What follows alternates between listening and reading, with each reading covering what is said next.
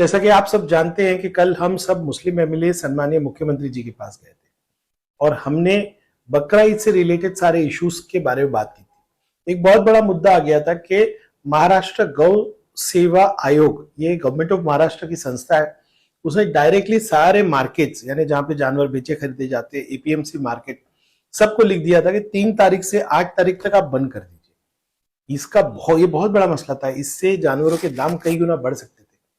लेकिन हमने ये आवाज उठाई और आज वही महाराष्ट्र गौ सेवा आयोग ने अपना फिर से सर्कुलर निकाल के अपना पहला सर्कुलर वापस लिया है। सिर्फ कहा है कि जो कानून में इजाजत नहीं है ऐसे जानवरों को नहीं काटना है, वो तो हम पहले से ही मानते हैं, बल्कि हम तो सरकार से अपील करते हैं कि कानून के खिलाफ कोई जाता है तो उस पर कार्रवाई कीजिए। तो ये एक मसला हल हुआ। आज आयोग ने खुद अपना परिपत्रक सबको भेज दिया कि आप मार्केट खुले रखिए और जो कानून नहीं अलाउ करता वो मत कीजिए। ये तो इसकी कहने की जरूरत नहीं, कानून तो सबके लिए होता है।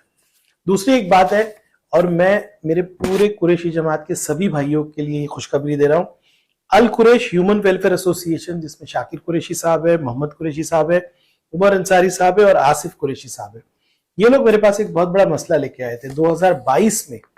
जो मैं बकरा ईद के लिए नहीं कर रहा हूं, रोज जो बड़े जानवर आते हैं देवनार में या कहीं भी, तो सरकार के डॉक्टर्स जो जानवर को चेक करके एक सर्टिफिकेट देते हैं कि ये जानवर जो है ज़बा के लायक है, उसकी फीस 20 रुपए से 200 रुपया कर दी गई थी। 1 महीना पहले हम सम्मानीय अजीत पवार साहब से मिले थे और सम्मानीय पंकजा मुंडे ताई से मिले थे। दोनों ने बहुत पॉजिटिव रिस्पॉन्स दिया। अजीत पवार साहब ने कहा कि फाइनेंस इसकी परमिशन देगा कि आप फीस कम कर लो, और पंकजा मुंडे जी ने कहा कि हमारा डिपार्टमेंट जिसको कम कर देगा। 10 साल से फीस नहीं बढ़ी थी, अब वो फीस जो है 200 रुपए से 100 रुपया कर दी गई है। इसका मतलब पूरे 365 दिन जो जानवर आते हैं देवनार या दूसरी जगह के लिए, डॉक्टर्स जो सर्टिफिकेट देने का 200 रुपया देते थे वो अब 100 रुपया हो गया है। और मैंने अभी सेक्रेटरी रामास्वामी जी से बात की है कि बकरा ईद में ये 3 दिनों में इसको माफ कर दीजिए, जो पिछले 2 साल से माफ हो रहा है।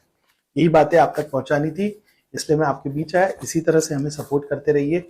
जो जिम्मेदारी आपने दी है हम पूरी तरह से ईमानदारी से उसको निभाने की कोशिश करते हैं। शुक्रिया। आपल्या शहरातील ताज्या घडामोडी पाहण्यासाठी रणनीती टाइम्सला सबस्क्राईब करा आणि बेल बटन प्रेस करा, लाईक आणि शेअर करा।